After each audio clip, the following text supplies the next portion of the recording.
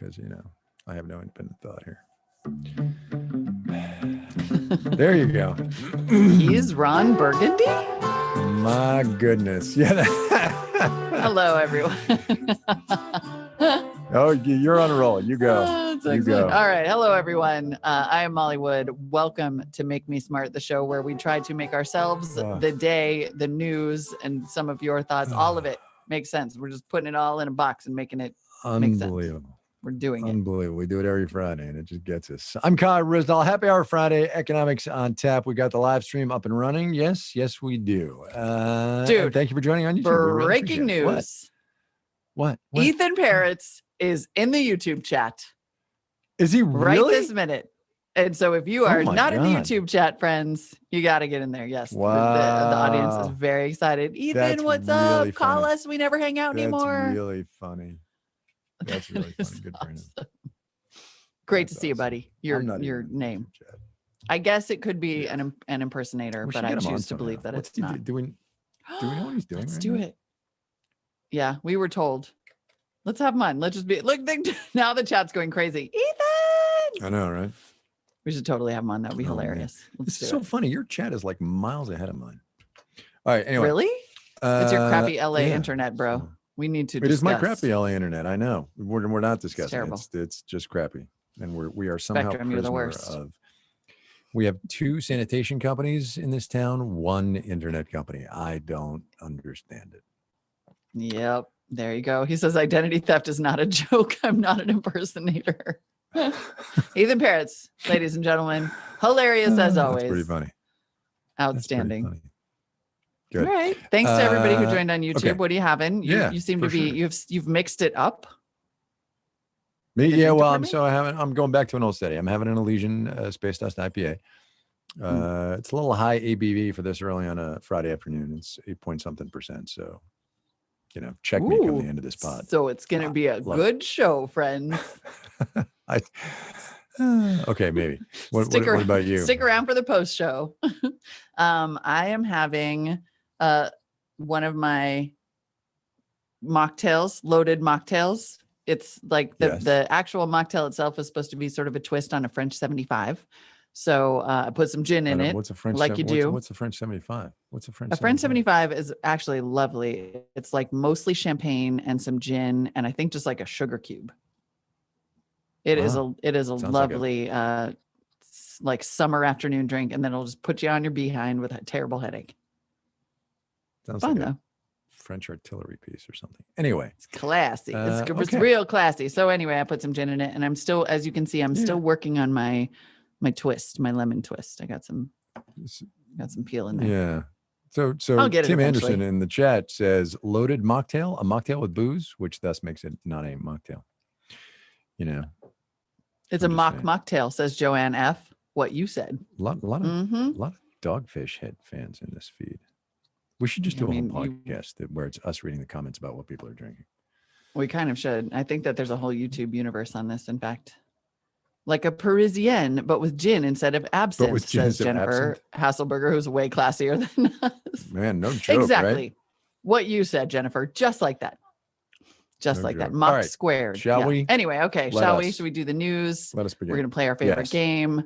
Let's go. Yes. Kai's got like 9 links in here. I'm so excited. I've got 3. 2 of them are reasonably quick. Only one is my actual news item, and I will lead with my actual news item, which is that electricity regulators in Texas have gone, that's $16 billion in power overcharges because of the storm in an unregulated, completely detached from the national grid market. That's $16 billion worth of consumer overcharges. Yeah, we can't figure it out. You're on your own. Pay it. We're not going to fix that. I'm just so gobsmacked by it. Commission Chairman Arthur C. Dandria said it was too difficult to reprice the energy markets and involved too many uncertainties. It's sort of impossible to unscramble this sort of egg, he said. Now, if only somebody had been able to see the unintended consequences down the road, perhaps this could have been avoided. But if you deregulate your market, if you detach from the grid, and you don't take the proper precautions for a changing climate, I don't get it. I don't get it. How do you just go, sorry? And they literally said it was just too difficult. Really? It is impossible to unscramble this sort of egg. And look, he makes a Good decent luck with point here that. farther on. He says you think you're protecting the consumer, and it turns out you're bankrupting an electricity co-op or a city, which I understand. That said, this still seems not great. And all the Not great. co-ops and the cities are still going to get sued for if Right. they passed on any of those charges, or they Right. themselves are bankrupt. Like I hear what he's saying. I have a hard time believing that this is gonna that's gonna work. I guess, you know, when the lawyers come. So yeah, this whole so thing couldn't be a hotter mess. Colder mess. Let's get this from Michael L. in the chat. As someone who was on Gritty, RIP, he says, because it declared bankruptcy the other day, I would like to point out that most electric providers did not pass on those prices to their customers, which is nice, but somebody owes the money, right? Somebody owes the debt. And whether it's the provider or the wholesaler or take your pick, somebody owes the money. And the relevant state regulators are like, sorry. Yeah. Yeah. Which is why Gritty is now out of business. Gritty, right.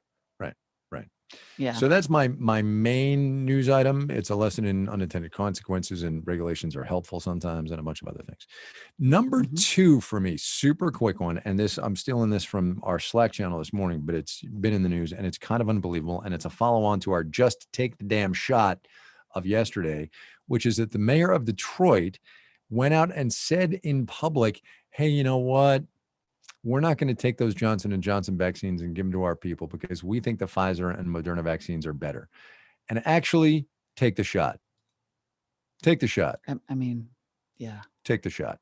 This just broke my, I cannot imagine living in a city like every American city with vaccine shortages right now and knowing that a vaccine is available that is, by the way, not for nothing, even that top line, which is not the only part of the effectiveness story, but even that top line, the 72% effective in the US, is still 60 or 70% better than any given flu vaccine in any year. So knowing that a life-saving vaccine was available and my elected official said no thank you to it, I cannot even imagine. But we, the media, have only ourselves to blame. It's horrible. Oh, wait, stop. What do you mean? What do you Maybe mean not you and me. Well, that was part of my rant yesterday, which was just like the storytelling about this, the narrative about this has been so constantly downer instead of just like telling people the truth, which is like, yes, there's a top line, but then there's also this, and this, and like one shot and easier to distribute. And the more people who have it, the more people don't die. And also the 72% effectiveness definitely goes up with herd immunity. Like it's just to take the shot. Just get the shot. Take the damn shot. Yep. Okay. And a super quick drive-by on a little political bugaboo that I'm on, the filibuster, plugging once again Adam Gentleton's book called Kill Switch about the filibuster and how it has deranged the United States Senate. Piece in the Washington Post today saying, and this is a quote, pressure is building on President Biden, a longtime backer of traditional Washington rules, to do away with the filibuster as Democrats press him to seize what could be a fleeting moment of power to enact a progressive agenda. I think this will be fascinating to watch play out. I like politics and I'm a political junkie, and this is going to be something to watch. And I just want to make sure everybody saw that piece. Dude, I totally agree. I totally agree. Yeah.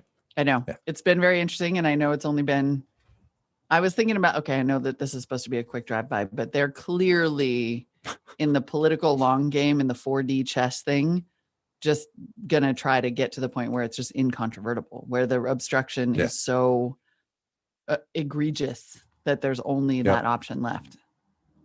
Yeah, I believe it could be coming. God, you guys, you got to read that book. It's so good. It's so good. It's a little crazy. So good. Okay. Luckily for all of us, my stories are pretty quick. One is, oh my God, I was totally saying this, that when apparently, oh my God, you guys, you're so, you know how it's like scary. Well, you know, it is my childhood. In a nutshell. We, by that, I mean, everyone who's listening who may not know this, I lived for 8 years in North Dakota. And so as needed can just drop right into that accent. Anyway, there is now, the other day on the show, I speculated that, you know, if Walmart and Target and Amazon and Costco all raised their effective minimum wages to 15 or in the case of Costco, $16 an hour, maybe that will start to act as sort of a market force independent of what Congress eventually does. Wow. Shout out to Kristen Sinema too. Woo! With the weird voting situation today and the thumbs down in the outfit and bringing actual cake. Okay. So anyway, regardless of what Congress does in its infinite wisdom, it is possible that these big companies will end up acting as a market force where, frankly, everybody has to raise their wages to keep up with them or not be able to hire.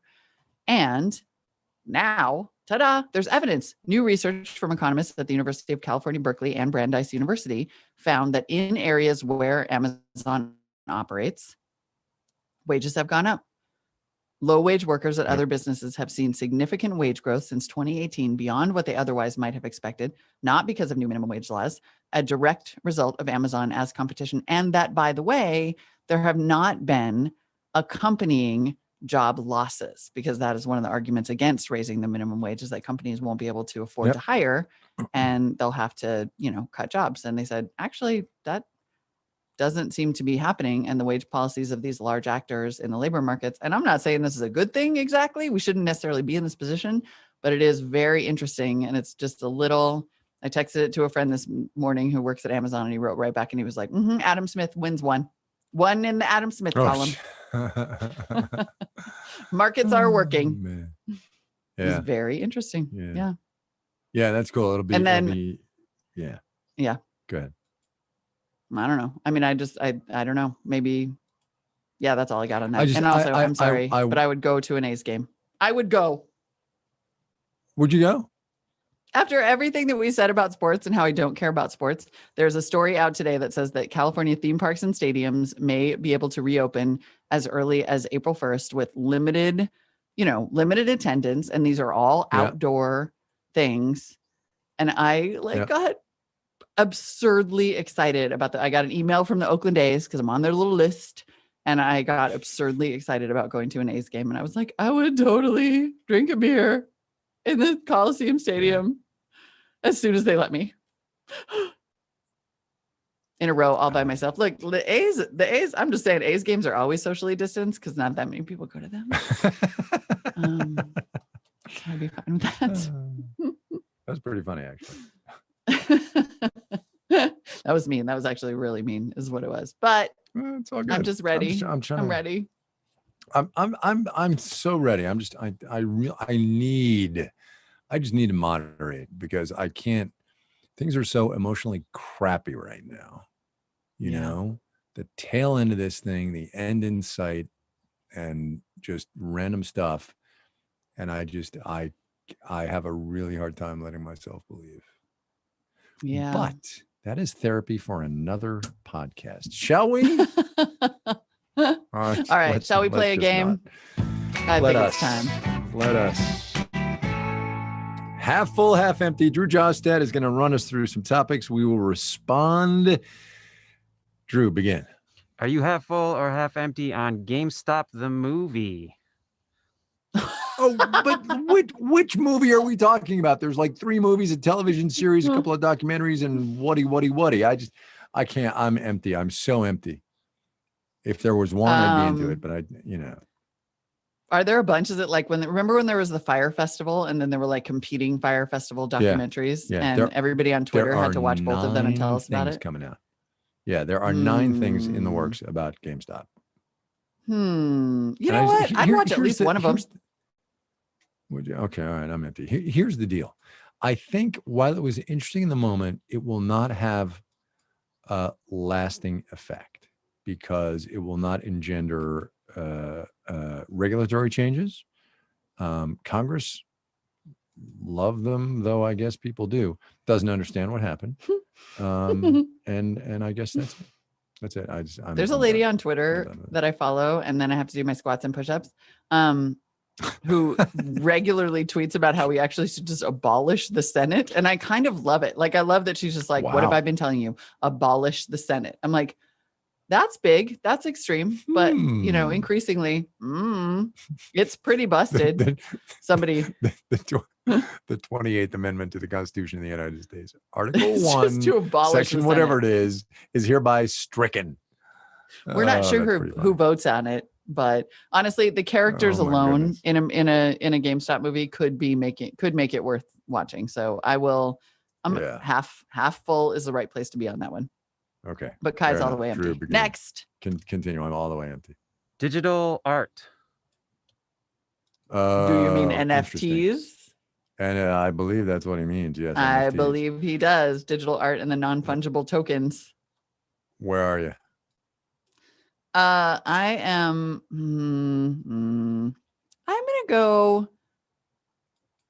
I'm gonna go half empty because I'm totally with the person on Twitter, push up, who said that at its heart, this has got to be some kind of an advanced money laundering scheme. Like, there's just no way.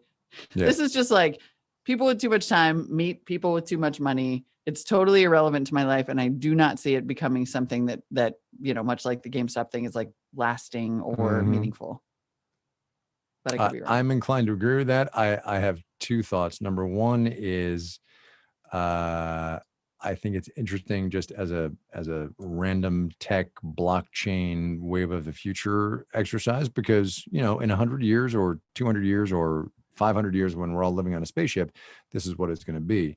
But number two is I'm working on a marketplace NFT. I don't know what it's going to be, but it's going to be something. I mean, I will say that my old friend Tom Merritt and I were talking about, like, how can we get the first episode of our podcast Buzz Out Loud from 2005 and figure out how to, So I guess we're not, maybe we're not half empty after all. And maybe also it just occurred to me, it did just occur to me that considering the world's long history of stolen art by conquerors and appropriation of art, that an authentication scheme, like a digital authentication scheme for art or even antiquities, could be really valuable in terms of restoring antiquities to populations who had lost them. Yeah, totally agree. And maybe there's a blockchain application for that, but you're not going to get the Elgin marbles, or Elgin, I can never remember, on the blockchain. Well, I mean, sure you could, right? I guess if you were able to create an agreed upon history. Well, if you were able to create this is where I will tell you I'm a little fuzzy on the authentication process that happens with something like the LeBron James video. But maybe if we could find out, we could discuss this. This would be an awesome, like, original Make Me Smart idea where we get like an art historian on and a blockchain person. And we're like, how could we make these two things ready, go, happen, joust, and begin. So I guess we're half something, but I'm not sure which one it is. Next. Yeah. Are you half full or half empty on the Silicon Valley exodus? Oh, that's not happening. I'm half empty on that. I don't know that I have an opinion. I'm half blank. I think people are totally trying to say that it's happening. Everyone's trying to say San Francisco's dead and everyone's leaving the Bay Area and people are leaving and actually Airbnb said they're opening a big office in Atlanta. But I'm just saying that this is a story I have heard before. At some point, everybody went to Louisville, Kentucky, and then a bunch of them went to Austin, and now a bunch of them are supposedly, but there was like this USPS data that they used because a bunch of people did leave San Francisco. And then according to post office data, they all came to my town, Oakland. Like, the vast majority of them did not leave the San Francisco Bay Area. And I do not believe that these companies who have so much kind of cultural capital in Silicon Valley, no chance that they leave it. No chance. I'm plus the weather is full awesome. On what Molly said. Then the weather's great.